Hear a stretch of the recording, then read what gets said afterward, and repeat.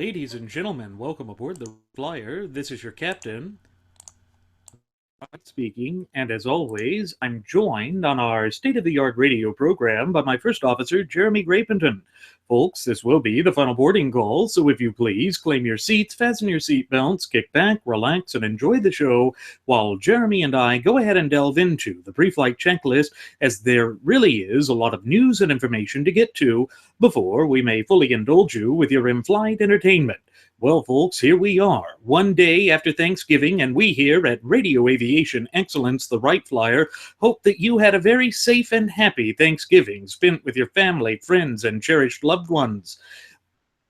You know, despite all that has happened in this year of 2016, there is still quite a lot for we the people to be thankful for in this once thriving and flourishing representative republic of ours. For starters, we are all still endowed by our Creator, who happens to be none other than the God of nature himself, with our fundamental and inalienable God-given rights. And that's something to take into consideration, because part of the problems that we have been experiencing with our nation as of late is the fact that there has been this attempt to utilize the forces of political correctness and moral relativism, and also with the subsect of that, with the whole notion of identity politics, to try and divide this country. We see that domestic terrorist organizations such as the Black Lives Matter organization have targeted our nation's law enforcement officers. Just this last Sunday in San Antonio, Texas, and yes, folks, we had done a program on this, but due to technical difficulties, it had gotten rid of the archives, and therefore I thought it was so important that we continue to discuss this in this new program. But a 20-year veteran of the force in San Antonio, Texas, in Behar County, or Burr County, if you want to use the local Texas dialect, was gunned down in his car. The same night in St. Louis, Missouri, there was another officer gunned down, but he thankfully was listed, last I heard, in stable condition and was expected to survive. However, in Georgia, a sheriff's deputy was also gunned execution style while sitting in his patrol car and passed away.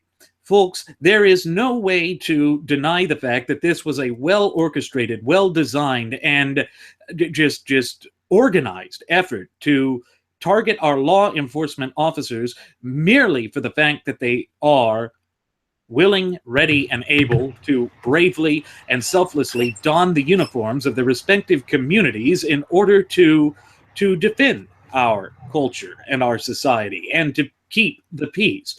It's a thankless job in many aspects and in many respects. And of course, what we see is ever since the start of the disastrous 2 terms of the Barack Hussein Obama regime, that they have not had the support from the federal government, that they have been targeted also by the Department of Justice, first under the Attorney General Eric Holder, and now, of course, under Attorney General Loretta Lynch. Recall that she had said in the aftermath of some of those terrorist attacks that we were going to fully prosecute those who were engaging in Islamophobia, basically taking exactly the wrong stance. And of course, the way that plays out is detrimentally. There's no other way to describe that, because that is what it is. It's detrimental. It is placing our liberty in jeopardy, and I don't think we can afford that. We truly cannot afford that, as we see the way that this nation is headed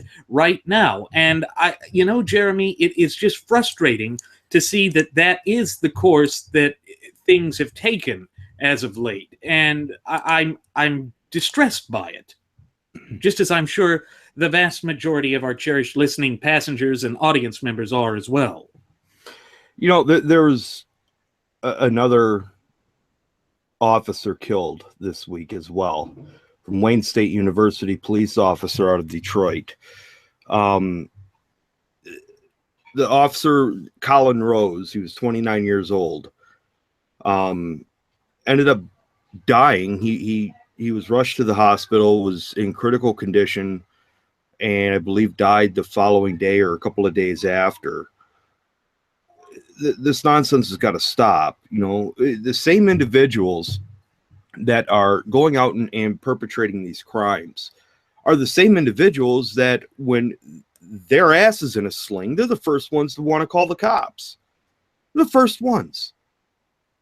When nothing goes their way, when they feel that they've been victimized and they want to play whatever card they want to play, they're the first ones to call the police. Why? It's okay for them to utilize our civil servants and our tax-paying dollars when people are committing a crime against them, but nobody else is allowed or afforded that privilege because they want to go out and, F the police, Farouk the police, this and that, and then they want to go out and shoot them. I believe there was the one guy that was taken into custody. The reason he said that he did what he did was because he was not able to see his son. Well, I wonder why. Because you have a history, you have a criminal record, your son was taken from you through the court system, and you don't agree with it, so you just go out and at random pick a police officer and try to end his life because you don't get what you want? You heathenistic, spoiled little bastard. That's what you are. I don't care what anybody says. I don't care what color your skin is. You have no right to do this. Your rights have now ended because you have violated the rights of another individual, that being the right to life. Yep. And of course, the way that it always works is that your rights end where another popular sovereign's rights begin. But I think where a lot of this sort of identity politics drivel was really getting underway was, remember what Barack Hussein Obama had said during the first term of office that he had after seizing the reins of power in January of 2009. And there was this officer, or not officer, but a professor from Cambridge, Massachusetts, who was breaking and entering into his own home. And of course, he said that it was because he had lost his key, and the police were called to the scene by concerned neighbors who did not want something to happen to that property. I mean, they were doing what anyone in a community would do. They were looking out for the interests of their neighbor. They didn't know who he was. It was a cold day, and he was wearing heavy clothing. It was dark, and he was attempting to break and enter into his own home. So the police arrested him. I mean, that would seem to be standard protocol, because I'm sure they hear all the time that the person that was trying to break into the home was, I lost my key, or I didn't do anything.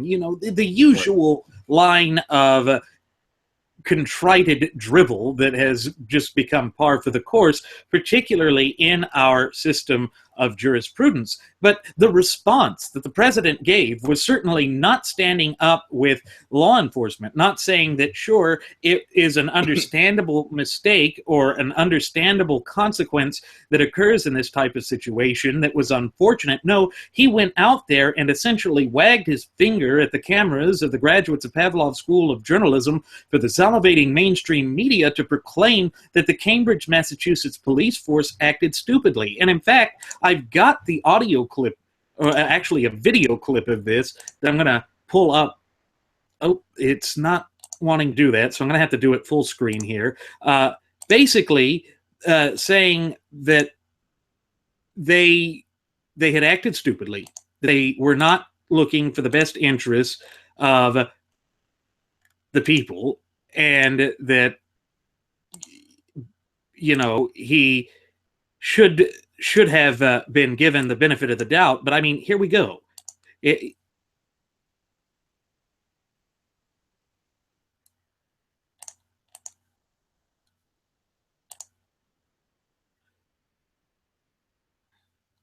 First of all, no, there wasn't proof. What proof was there? You know that these officers were responding to the scene, and so there wasn't direct proof. There's lie number one.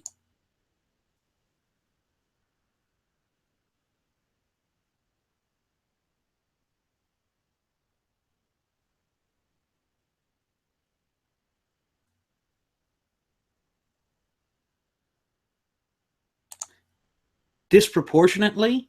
Well, is it that they perhaps disproportionately engage in criminal acts? That seems like something that is a direct result of the failed policies of the government. That's not just a fact. That's the problem. That he's going forth and preaching this drivel as if it is a well established fact, when in fact nothing could be further from the truth. And I know that we have played this clip on previous episodes of Radio Aviation Excellence, the Wright Flyer. But when we see what's happening with respect to our communities and the way that our law enforcement officers and agents are being explicitly targeted merely for the fact that they are donning the uniforms of their respective communities, we've got a major problem. No one deserves to be executed, which this literally was. No one deserves to be executed for plying their vocation. It's because when you stop and think about it, our police officers are just trying to do their job. Yes, are there bad police officers? You're going to have bad apples in any and every profession. You certainly have it in law, as there are bad attorneys who abuse their power. That's just par for the course. But what we see happening here is a well-orchestrated, deliberate effort to try and attack our nation's law enforcement. Once again, basically adopting the Cloward-Piven strategy of the government creating the problem and then the trying to force the true ultimate wielders of popular sovereignty on their knees so that they come to the government and say, fix the problem.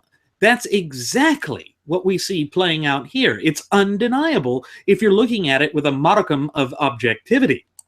You know, this has happened for a long time. You know, and in the episode that we did, that due to technical difficulties was corrupted or erased, whatever the case is, I mentioned Serpico.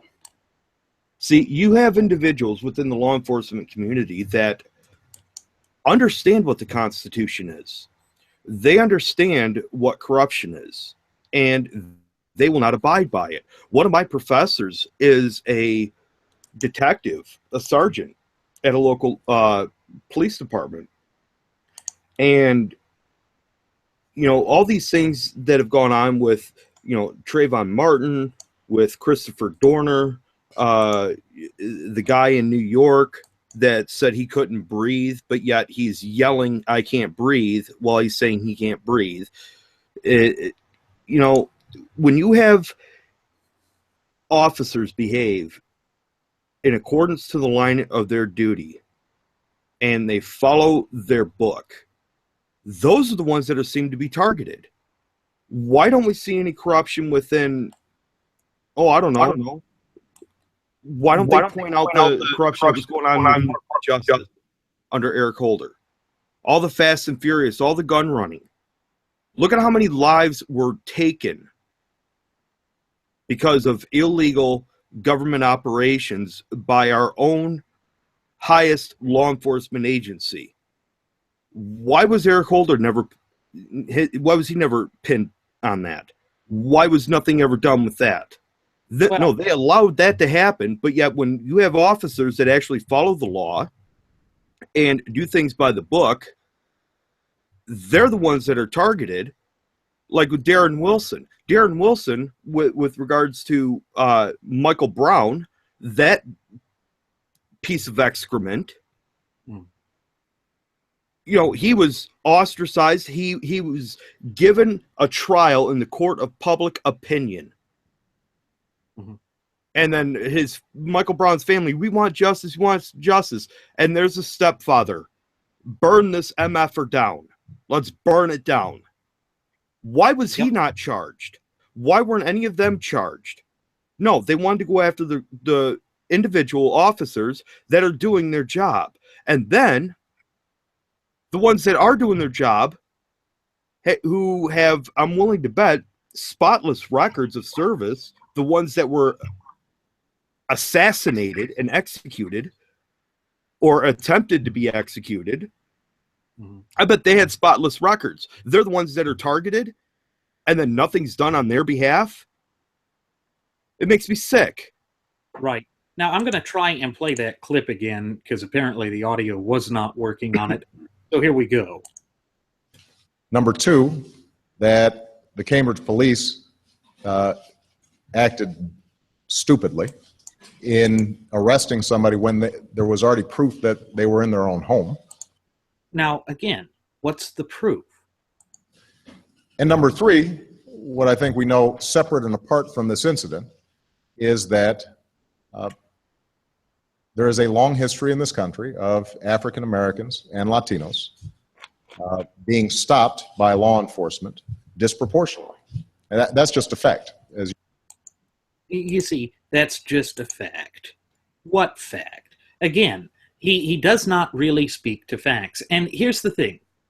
This comes on the heels of that summer attack in Dallas, Texas, which was the worst massacre targeting people who are law enforcement officers and agents, once again, just for going out and doing their duty. And, you know, this brings up that Kat Sunstein thing of never allowing a tragedy or a crisis to go to waste, that they're wanting to utilize that in order to advocate for and advance their frothing at the mouth Fabian socialist leftist agenda and propagandistic ideology. And of course, we see that the rank and file of the graduates of Pavlov's School of Journalism for the salivating mainstream media have been some of the worst instigators of this. They have been some of the ones pushing the loudest and hardest for this. And for what purpose? They are doing it for the purpose of tearing this nation apart at its societal seams.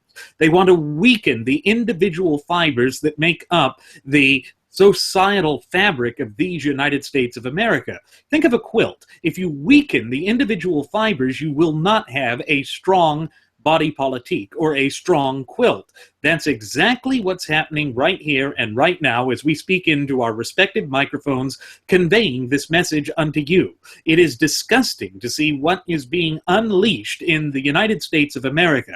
This is the sort of thing that you expect under a tin-pot dictatorship and a banana republic, but not in a constitutionally endowed federalist representative republic like that of the United States of America.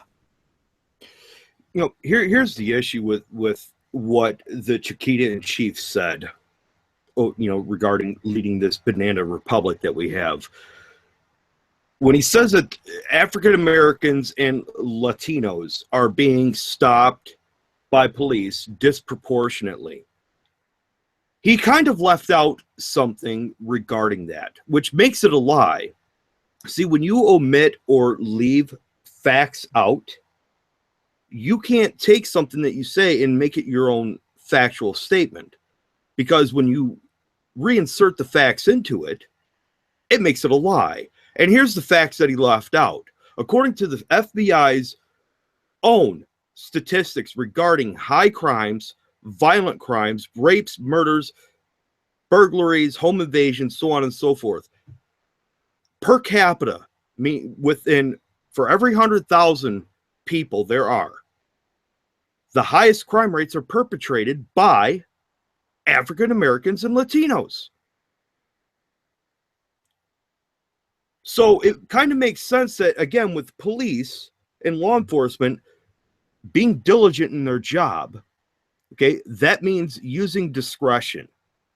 If you see a couple of African American guys driving in a vehicle through a neighborhood that is predominantly white or predominantly Asian, predominantly Latino, and they're driving very, very slow, and then they stop, then they go, they stop, and they go, and you pull them over, is that racial discrimination or racial targeting? No, it's not. Because, see, we had all this crap go on about, after 9/11 happened, all of this, targeting of individuals.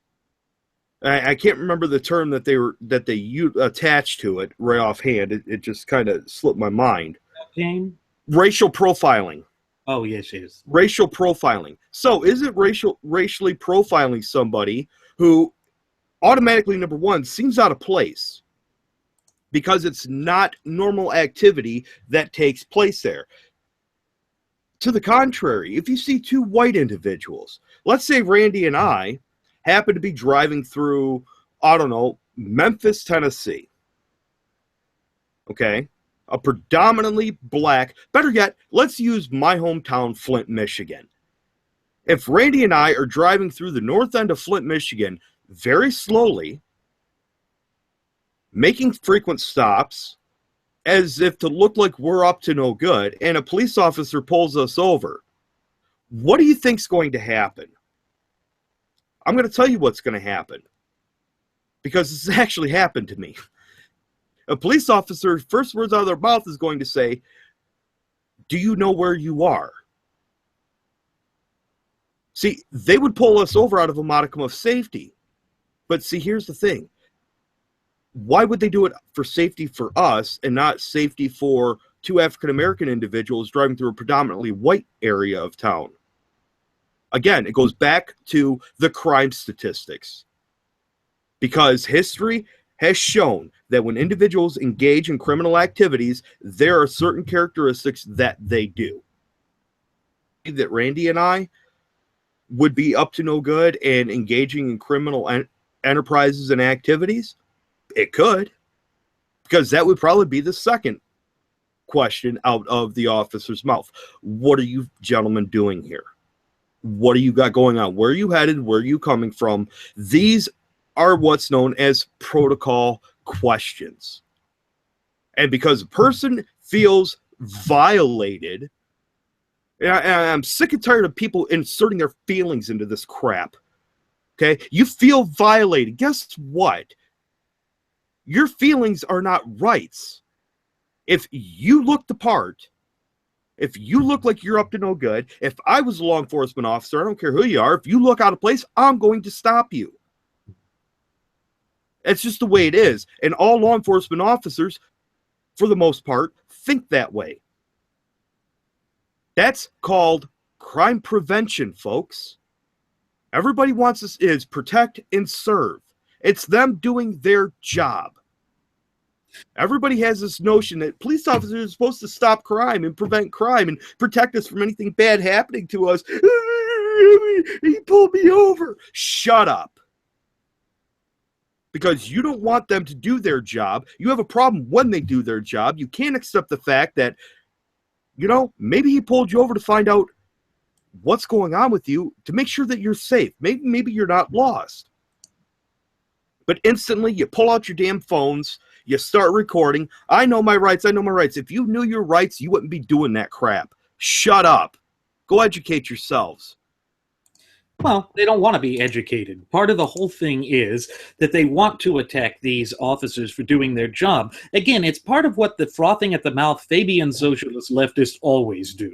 They always go about trying to make sure that any one of their insular and discrete minorities are never held accountable for their words, deeds, and actions. Recall that one of the things that the Obama regime wanted to do a couple of months ago was to basically ensure that convicted felons were not called felons, because that was somehow an unfair stereotyping or unfair profiling, to go directly onto the point that you had just made there, Jeremy.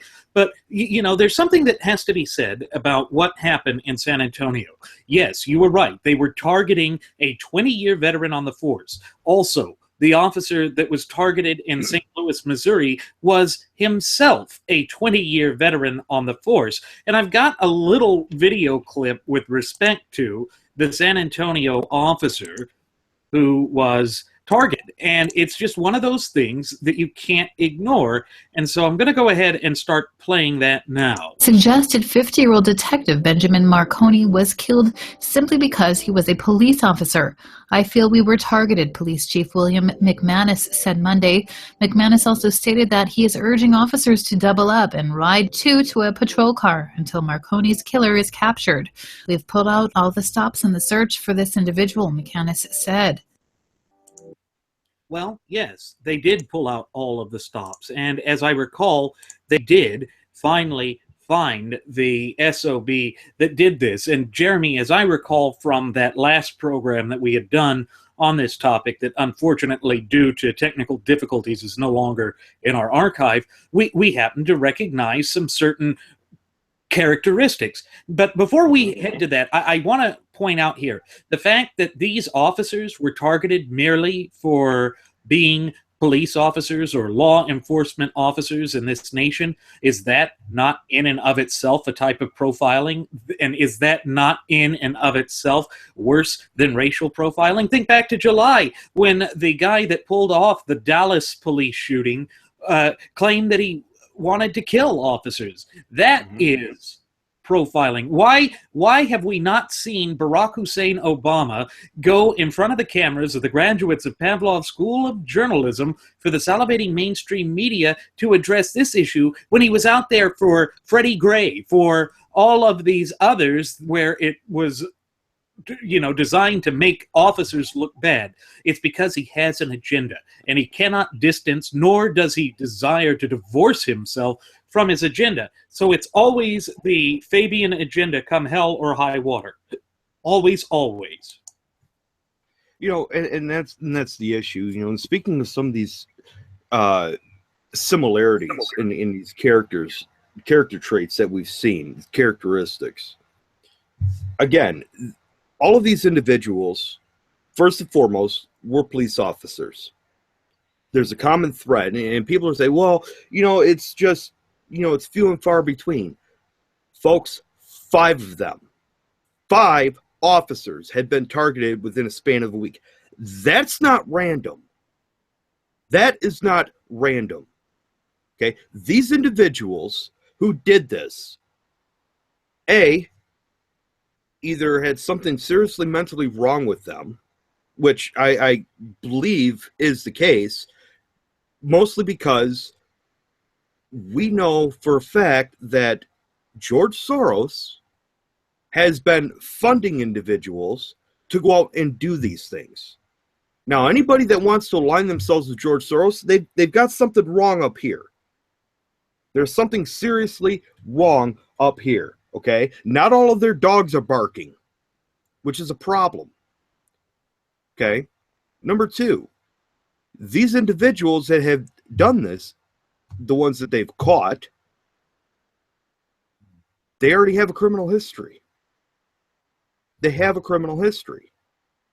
They've been arrested before for whether it's shoplifting, all the way up to attempted murder, drug dealing, rape, everywhere in between.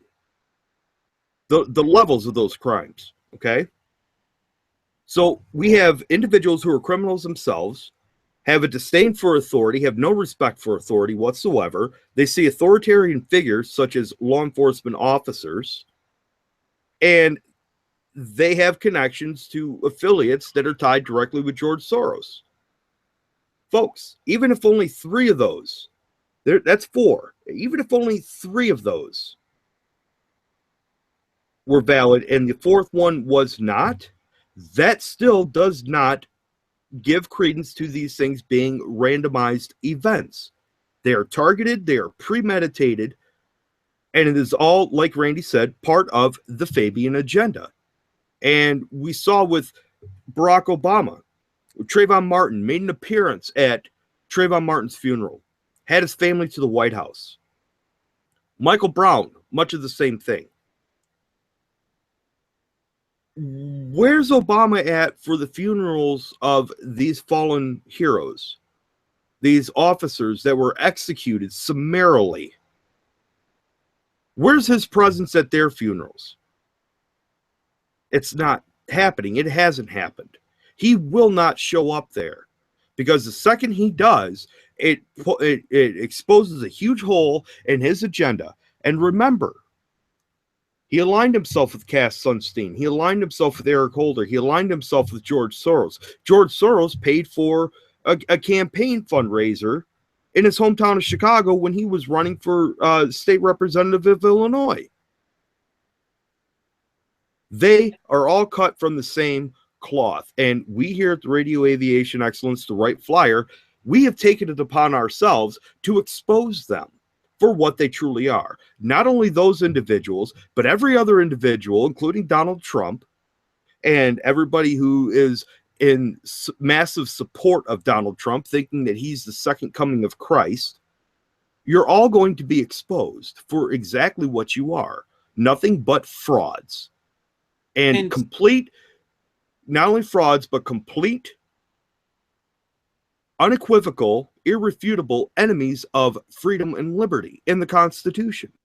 And they are. And, you know, one of the things that makes it difficult to discuss these things, such as the profiling of officers, is that the graduates of Pavlov's School of Journalism for the salivating mainstream media now has the ability to say with some type of credibility, with some force of fact, that what is happening with respect to the Gunless Opposition Party, or GOP, is a type of racism, is a type of tribalism occurring. And this is what makes it so difficult to basically address the issues that are facing us when you have stuff like this, who is Richard Spencer, who was one of the founders of the alt-right movement, one of the big guys supporting Trump. Here's how he addressed Trump's victory.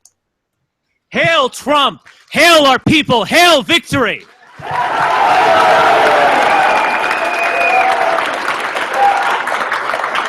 Folks, this is happening in the United States of America.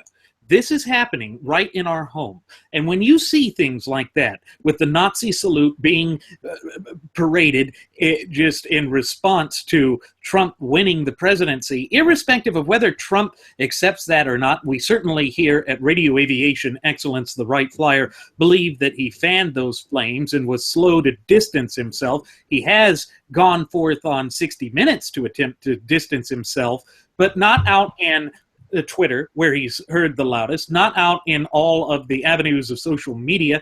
And so these people are feeling encouraged. In fact, on the last solo flight special I did during Thanksgiving, I talked about Spencer Moore, who is one of the guys that founded supply-side economics, or trickle-down economics, who sat there and said that the party of Reagan is over, that it's no longer truly conservative, and that we just have to accept this populism, even though we don't like it. He said that was a dose of reality. I don't know what reality he was speaking of, because it is not the nation that I know. The reality that we know is that, pursuant to Article 6, Clause 2, our shared United States Constitution composes the supreme law of the land.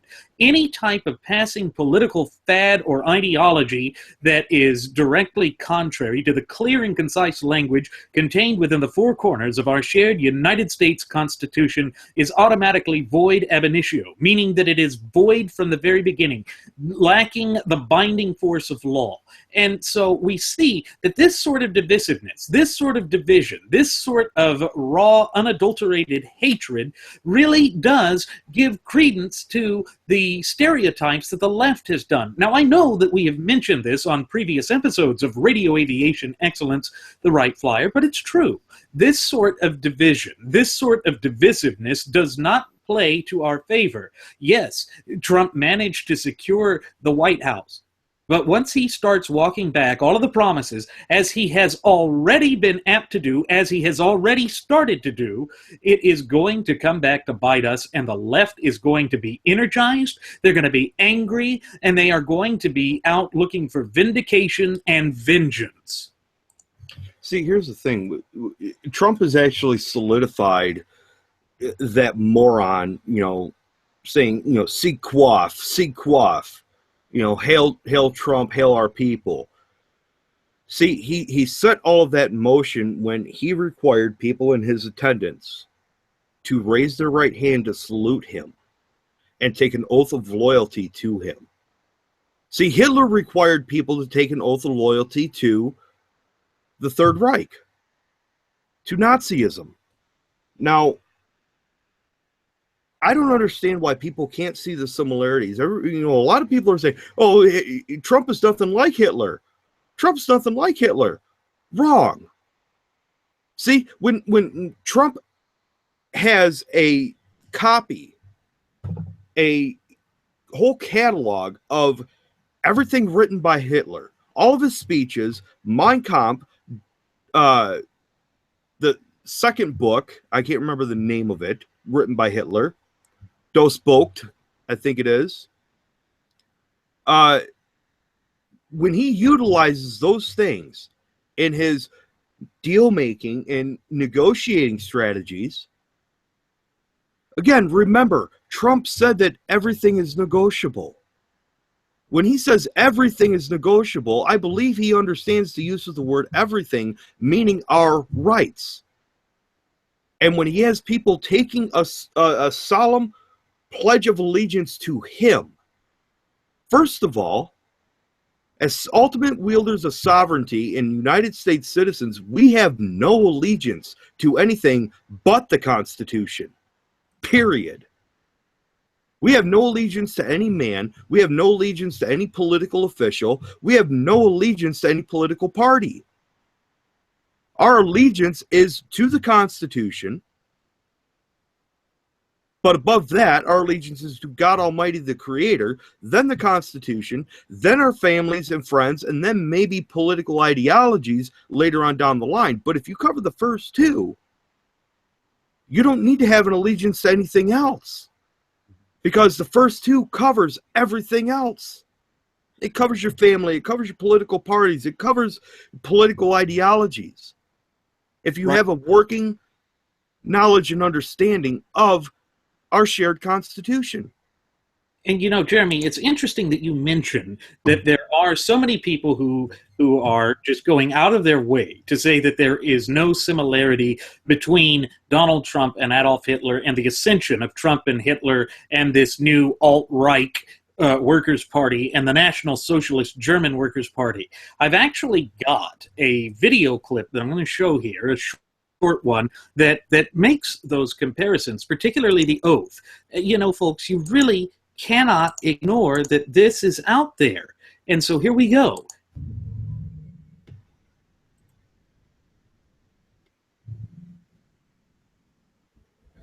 You see, it starts off with this little swastika coming on. It's nice that they do that. But again, it's going to show. Who likes me in this room? Okay, I've never done this before. Can I have a pledge, a swearing? Raise your right hand. I do solemnly swear that I, no matter how I feel, no matter what the conditions, if there's hurricanes or whatever, that's good enough,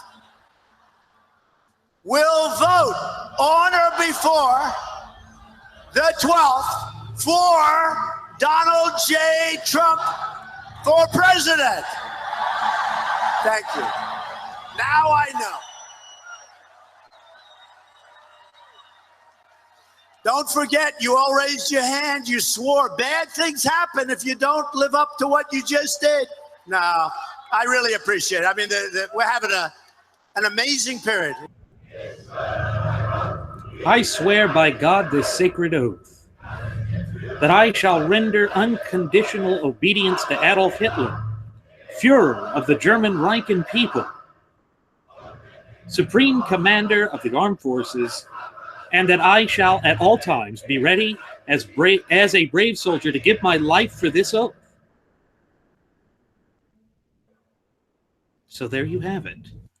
They are literally the same oath. They are literally the same thing. So there is no denying that there are those similarities. But this is the problem. We have people that are in a state of denial. We have people that are, looking at Trump walking back all of his promises, essentially being no different than Hillary Rotten Clinton would have been. And so they've tied so much of their own self-worth and image to him. They projected their values onto him to such an extent that they are, their ego's getting in the way. They are too ashamed to try and admit that they were wrong. And that's going to play back on them each and every time. This is why we have warned on previous episodes of Radio Aviation Excellence, the Wright Flyer, that you should not allow yourself to be basically just worked up into a raw emotional frenzy. Because when you do, it allows you to become more susceptible to the twisted and dark machinations of charlatans, hucksters, carnival barkers, con artists, and snake oil salesmen of the like of Donald Trump.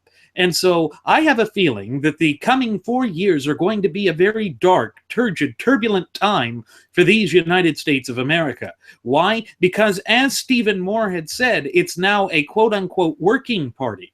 Well, that's what the Nazi Party was. You see, the United States of America goes by that old adage that it is a nation of laws and not of men, that it is to apply equally to us, irrespective of socioeconomic status, race, creed, color, religion, does not matter. But the problem is that Trump and certainly the alt-right are moving away from that. And no, we're not trying to blow this out of proportion as the graduates of Pavlov's School of Journalism for the salivating mainstream media are.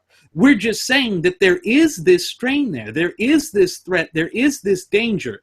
And whether Trump actually believes what the alt-right is saying or not, he has certainly given them a modicum of credibility by putting Stephen K. Bannon up as his chief counselor and advisor.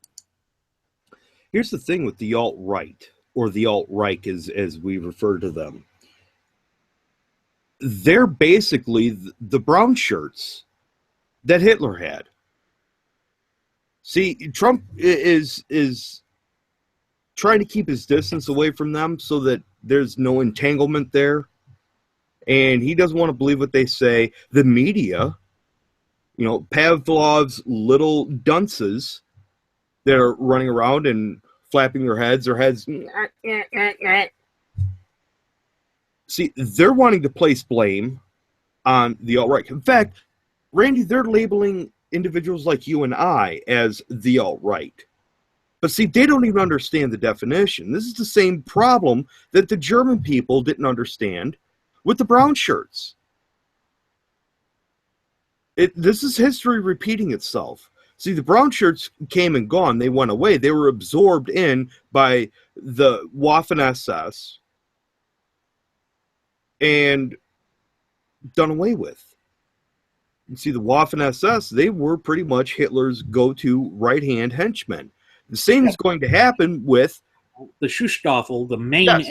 This is what they got brought into. Yes. The Waffen-SS was actually the militarized wing of the SS. Yes, the SS was militarized, but the Waffen-SS actually went and fought on the front lines, and that's where you get your Einsatzgruppen, the special groups that went out and hunted for Jewish individuals in the captured German territory to begin the quote-unquote final solution, which we know is the extermination of over 6 million Jews in the span of the dark days known as the Second World War.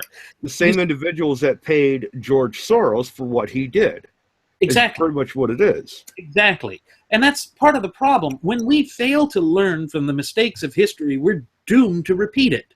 The past is there to warn us. It is like a mirror that you can hold up to yourself and make predictions about the future trajectory and course of a society based on the things that have happened in the past. Why? Because humanity is predictable. We act in similar ways, shapes, and forms. Yes, there are times that are unprecedented, but even in those unprecedented times, you have the examples and patterns of history which come up over and over again that serve as warning flags and signs for those who are diligently paying attention to what is occurring. Unfortunately, a lot of the people that make the dire warnings and predictions are ignored. Why? Because so many people enter this state of denial that they just don't want to admit that they are helping empower this sort of twisted machination to come into fruition. And that is why many of our near-prophetic predictions and warnings here at Radio Aviation Excellence, the Wright Flyer, all throughout this disastrous fiasco known as the 2016 presidential election cycle went unheeded. They didn't want to be held accountable for their words, deeds, and action. Well, we are going to hold them accountable for it. We must. There is no alternative. There is no choice but to do so. And here's the thing.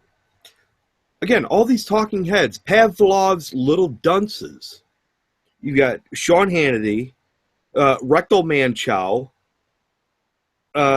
just to name a couple. I mean, we can go throughout the whole list. We really don't have time to do it. So collectively, and I'm even going to throw Mark Levin in on this, they're all saying, well, we don't want to be held responsible. Mark Levin says he's not going to be held accountable for how Trump behaves or what Trump does as president. I'm sorry, but yes, you are. You voted for him. You voted for him. And here's the thing. All these collective little dunces, they are the alt-right. Every single one of them. See, this goes right back to Goebbels' principles of propaganda with labeling. Be the first to label somebody else, and then when they try to label you, you throw off all of these dispersions, and you avoid answering up for them. It's just like what Trump does and what he did throughout his whole campaign. All these promises that he's walked back now, all of them. He was asked, how? I'm going to build a wall. It's going to be bigly with my smally hands. How? He avoids the question. You say, this is right out of the propaganda. Say you're going to do something.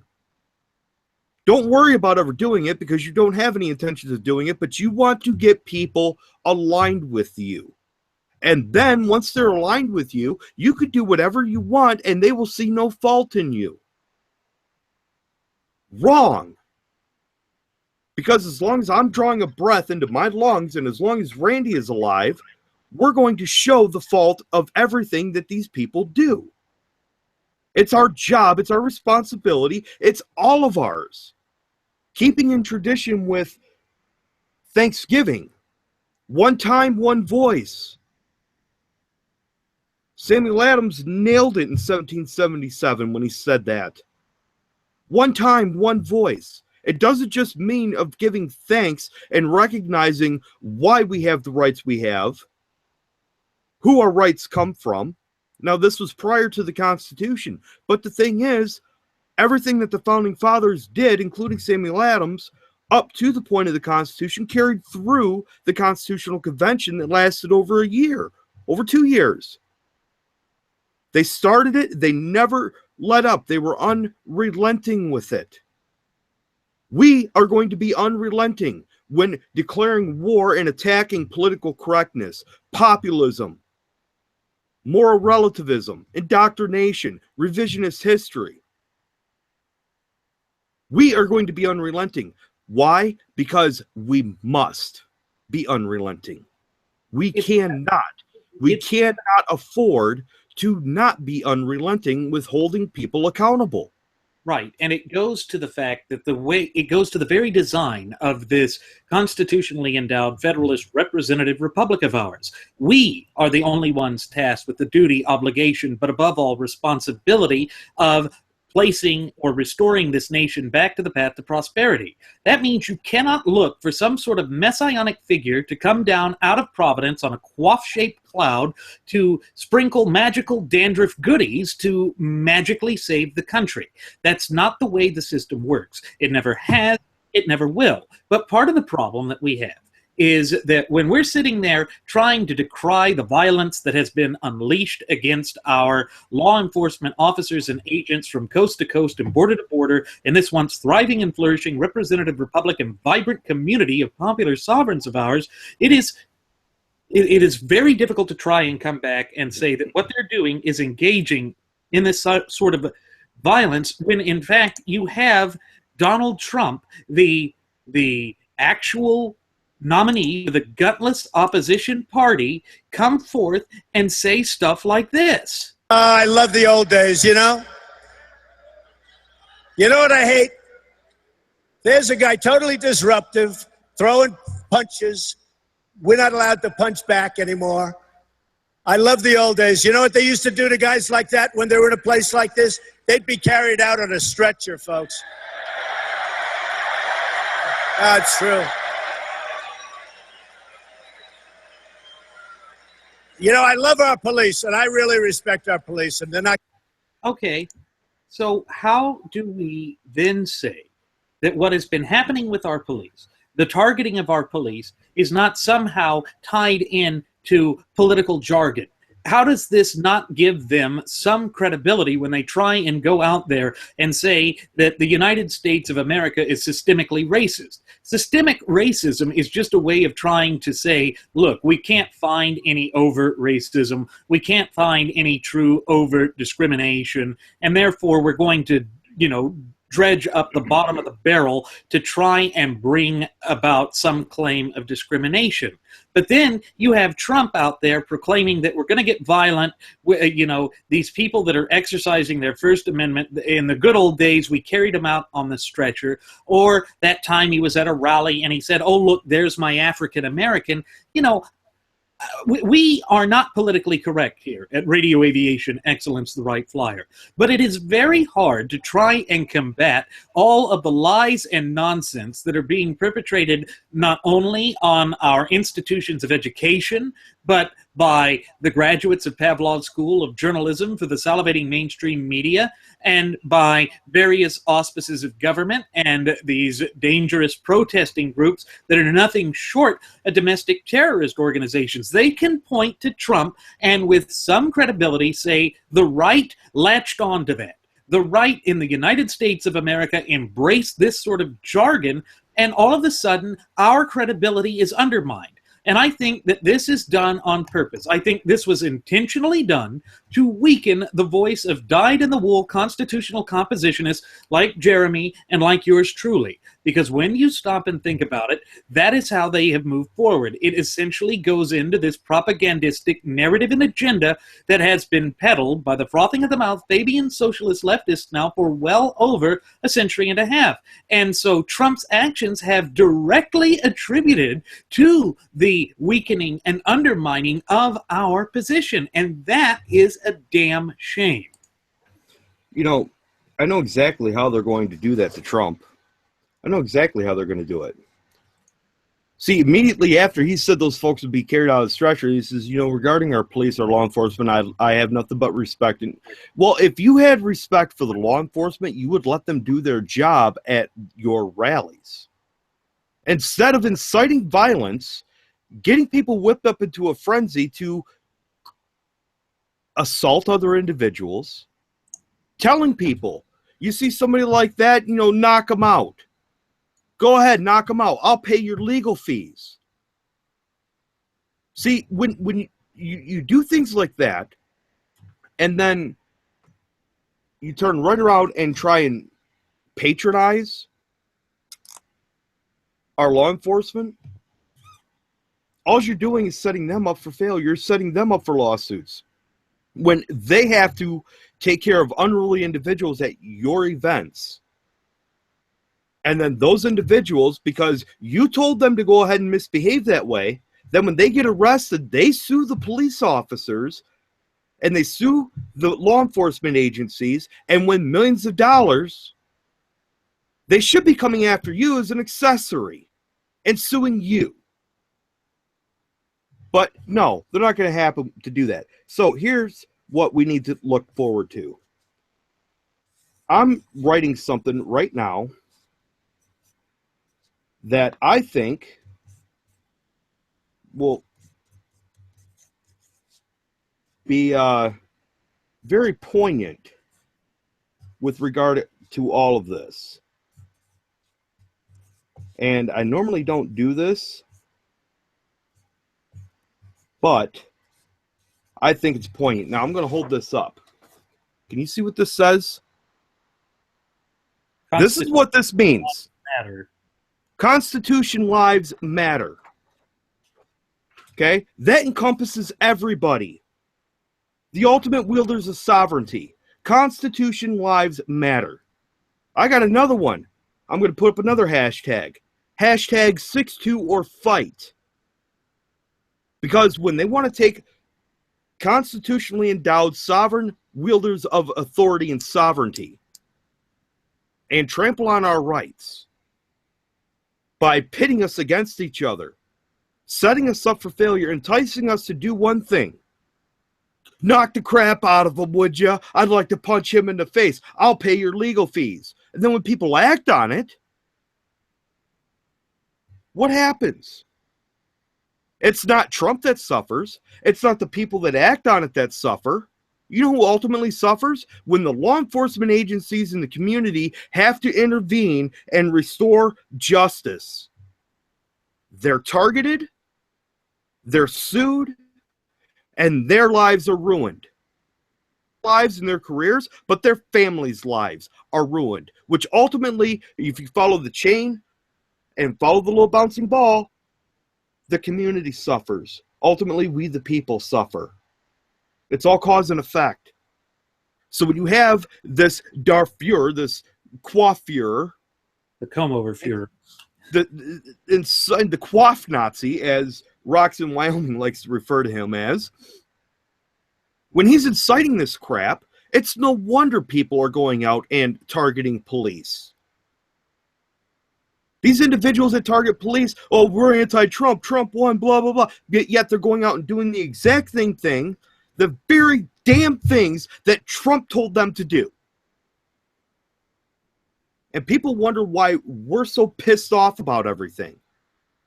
It's going to end. We are going to put an end to it. We're going to put an end to the alt-right, a.k.a. Pavlov's little dunces. Their days are numbered. Their careers, they might as well retire with dignity. Because it is going to come down to one voice at one time. And it's going to be that of the voice of we the people. It is our media, not theirs. It is our media. We the people. The media belongs to us. This country belongs to us. The Constitution belongs to us. You will not and you cannot take it from us. If you want to try, you're more than welcome to make that attempt with us. Please. I'm out of practice. I need some practice. Please, try and take it from me. You know, it comes down to being the most important aspect is that the only thing that unifies us, both as a nation and as a people, is the Constitution.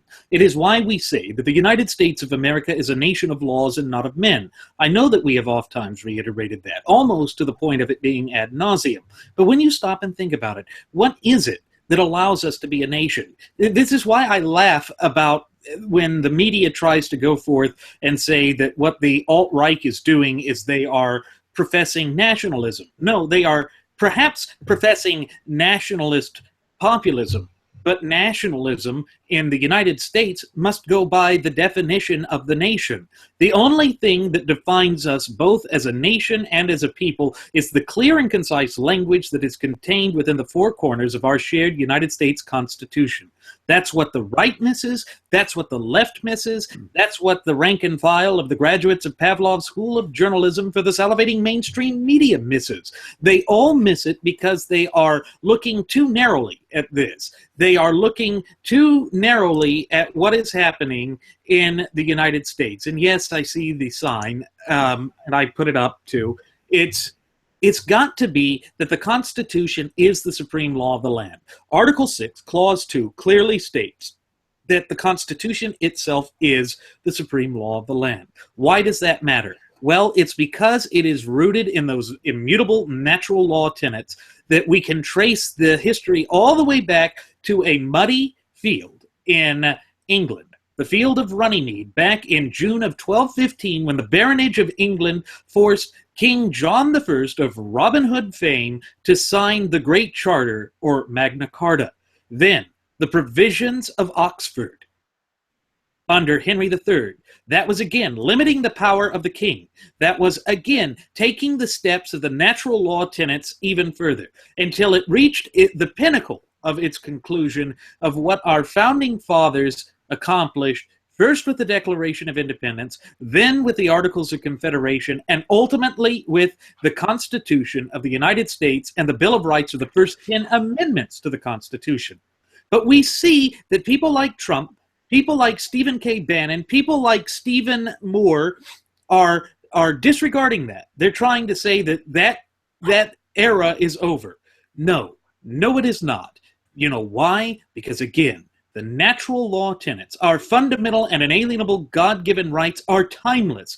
They're just as applicable today as they were at the field of Runnymede back in 1215, as they were in 1776 with the Declaration of Independence, as they were in 1777 with the first proclamation of Thanksgiving by Sam Adams. And that reminds me, Sam Adams said that if our republic is to thrive and flourish, it must be a virtuous republic.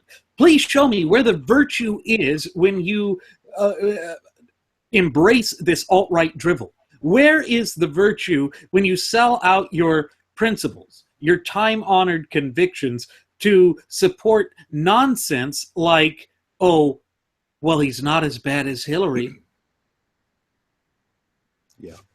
Yeah. See, and again, right here, that's what it stands for, folks. Bring this out just a little bit. There we go. 6-2 or fight. That's what that is. That's what it boils down to. Either we, the people, follow up with our responsibilities, pay attention to our obligations and our duties as the ultimate wielders of sovereignty, and abide by the Constitution. Learn it, live it, love it, and stand by it, or else we're going to fall for everything else. If we're willing to forego and forfeit and surrender and trade our rights for a sense of security, we deserve neither our rights nor security. That's what liberty is all about, folks. That's what this country was founded on. Liberty. Being free. Free to engage in our own religion and practice thereof. Free to engage in civil discourse with freedom of speech. You know what happened when there was civil discourse going on during the Constitutional Convention? People were offended. Hell, people were offended so much so that George Mason and John Jay, Patrick Henry, and a handful of other individuals, they were offended because not enough was being done. They weren't offended because they were, told certain things as far as how they dress or what they smelt like or whatever the case. And believe me, folks, they probably did smell wearing wool, being cooped up in a room in 80, 90, even 100-degree weather in July, August, and September, with no air conditioning, not opening the windows because afraid of passerbys would hear what they're up to. They had a price on their heads. If it was found out what they were doing, they would have been executed. That is the lengths that they went to establish our shared Constitution. They were offended because certain individuals didn't want to have a Bill of Rights included in the original draft of the Constitution. Like Alexander Hamilton. Yes. Alexander Hamilton. And you know what's funny about that? We recall that there was that cast of the Broadway play Hamilton that went out and spoke to Mike Pence. And there were a lot of people that said, oh, it was brave of them to do this. It was them exercising their rights. Sure, it was okay that they did that. But here's the deal. It was not exactly the right avenue for that. It was not the right venue for them to say that. And again, it goes to show that what they were trying to do was to try and say that it was all-inclusive, that they wanted it to be a diverse people. They really need to go back and study Hamilton himself. Hamilton was not about diversity. Hamilton was about creating an oligarchy in the United States. This is why I have oft-times reiterated that the most patriotic thing that Alexander Hamilton ever did was to lose a duel. Yeah. And see, what these individuals fail to realize, there's a time and a place for everything. There's a time and a place for everything. Civil discourse is one of our fundamental rights with freedom of speech, as I mentioned. Now, during the convention, these George Mason, Patrick Henry, John Jay, and a handful of the others, they threatened revolt. They wanted to revolt. They wanted to overthrow the current system of government that we had at that time under the Articles of Confederation. They were willing to go that far because it meant so much to them. They were offended that people's rights were not going to be taken into consideration. It's a justifiable offense.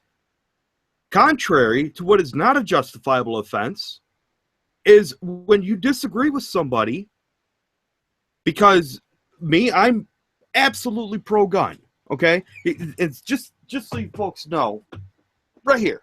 See? You get to see it right here, okay? I love guns, okay?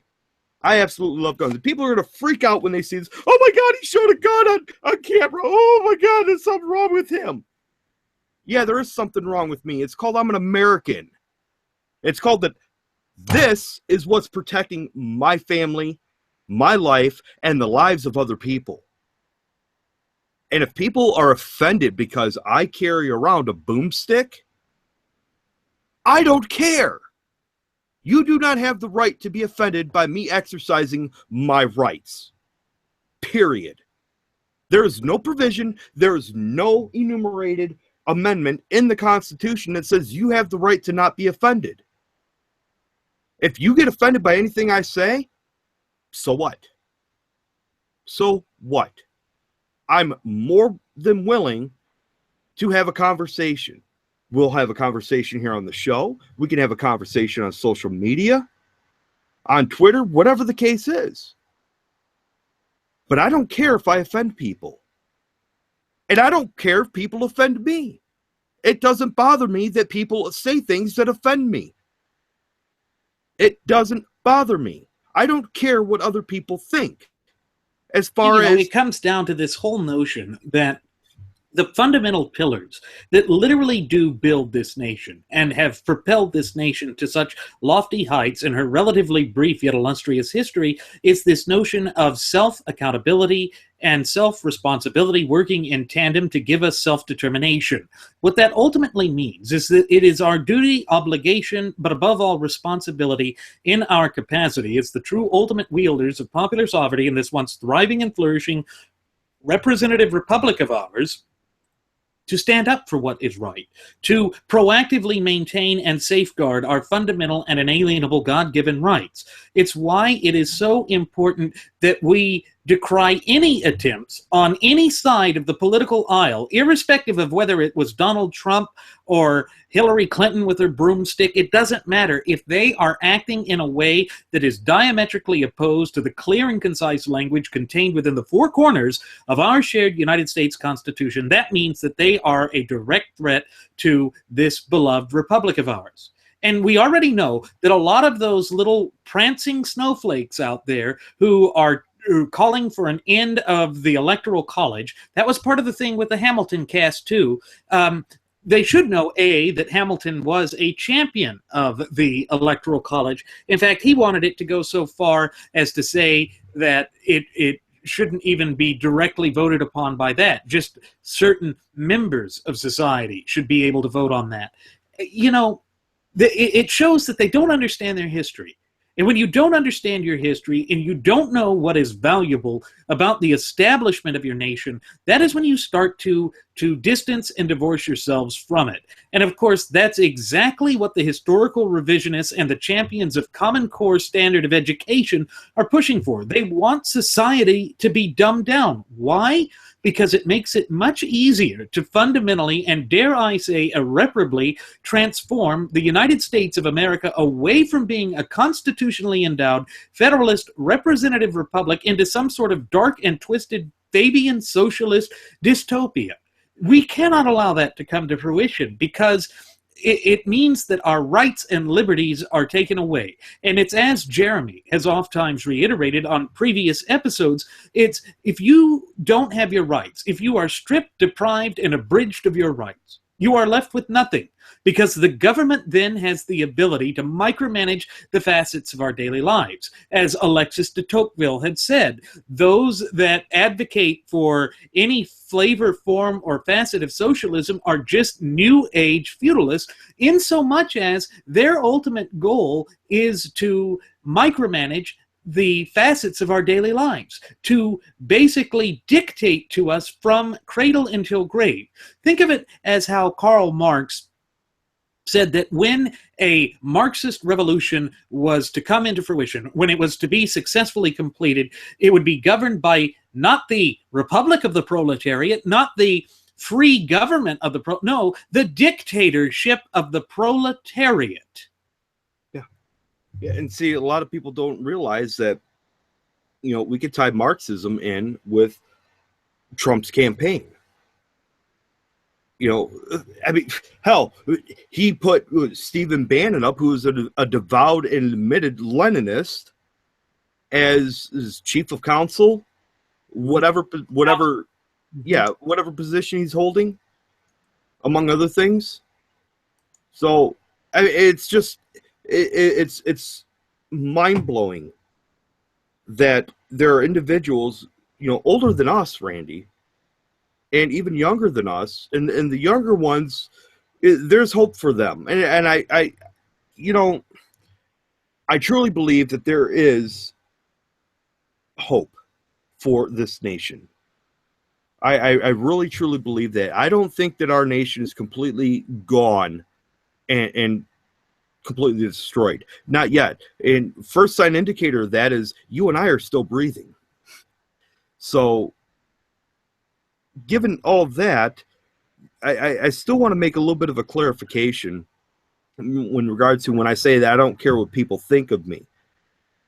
Don't take that out of context. I don't care what people's perception of me as far as my physical appearance or what I say. It doesn't bother me. What I do care about, what people think of me or think in regards of me to, is sitting down and having civil discourse with me. Educating me, I'm always up to be educated on anything, okay? Anything regarding the Constitution, anything regarding history. If I misspeak on something, educate me. Please. I'm asking you. I'm not saying this in a sarcastic and demeaning way. I want to know. I always want to learn. But be advised of this. If you try to educate me in a way that is full of political correctness, indoctrination, populism, or sheer lies, this is the only warning you get. I'm going to be all over you like stink on you-know-what. And I'm going to embarrass you, because at that point, I am going to be offended. And rightfully so. Just as George Mason, John Jay, Patrick Henry, and the whole handful of other individuals were rightfully offended when there was to be no inclusion of a Bill of Rights within the original draft and ratification of the Constitution. That's the level of and magnitude of offense that I go to. One of the things that we don't talk about much anymore as a society, because I believe it's due, thanks in no small part, to the fact that moral relativism and political correctness have reared their ugly heads and have just started to dominate the hearts, souls, and minds of the true ultimate wielders of popular sovereignty, we the people, is sacred honor. Remember that our founding fathers cared more about sacred honor than anything else. And that's what Jeremy was alluding to there. Yes, we care about sacred honor. We care about being able to freely exchange in the free marketplace of ideas. That is why there must be civil discourse. And you see, I think part of the problem with the modern culture in America today is just that we don't sit down and discuss. We don't have avenues in which we can freely express ideas. We are more polarized today than we were at any other point in our history except for the year 1860. That was the year before the start of the war between the states, or as it's known in common vernacular, the American Civil War. And therefore, what it's doing is it's showing that we are essentially a tinderbox right now. It means that any ratcheting up of pressure or tension like what we've seen that has happened to our brave law enforcement officers over the course of the past week or so, that is just pouring petrol or gasoline onto the fire, threatening to destroy the entire societal foundation and edifice of these United States of America. And that is something we can ill afford right now, because logistically speaking, we don't have the ability right now to restore our freedoms. We don't have the ability to ensure that the domestic tranquility is protected and that we are securing the blessings of liberty, not just for our generation, but for our posterity, our progeny, our the up and coming generations, and yes, even those generations which have yet to be born. And in that sense, I think we've become short-sighted as well. We've become about me, I, not about the greater good of the nation. But what is the one thing that both Jeremy and I have so oft-times reiterated on previous episodes of Radio Aviation Excellence, the Wright Flyer, that still reigns true to this very day? It is this. It is that the Constitution is timeless, and it is our duty to uphold it and promote it for the up-and-coming generations. And we do that by our sacred honor, by placing everything in context and sharing that with people. You have to be able to freely exchange. That is what civil discourse is all about. And unfortunately, it seems as though America has completely gotten away from that. Well, a lot of it has to do with technology. I hate technology. I absolutely despise it. And the worst part of technology that I hate is the ability of people to text message each other. Now, granted, do I use technology? Yes, I have a smartphone. I have a laptop. I go on the internet. I have a Twitter account. You have a Twitter account. But everything in moderation, okay? You and I use our Twitter accounts for what purpose? Bringing more people to a sense of empowerment of the Constitution. We text message each other sometimes. Hey, I have this idea for a show, or you have this idea for a show, or whatever. We talk about this and that. Okay? So technology can be useful. It's just like everything else. I'll simplify it. Firearms, which obviously you all know that I love, again, firearms are a useful tool. They defend people's lives. They put food on people's tables.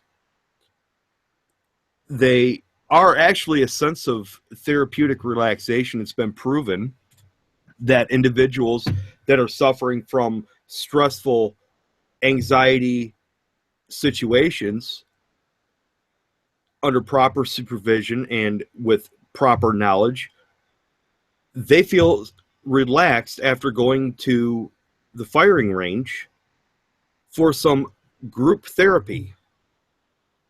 Many, many good, useful things for firearms. However, can they be used for evil as well? Yes, and they most oftentimes are.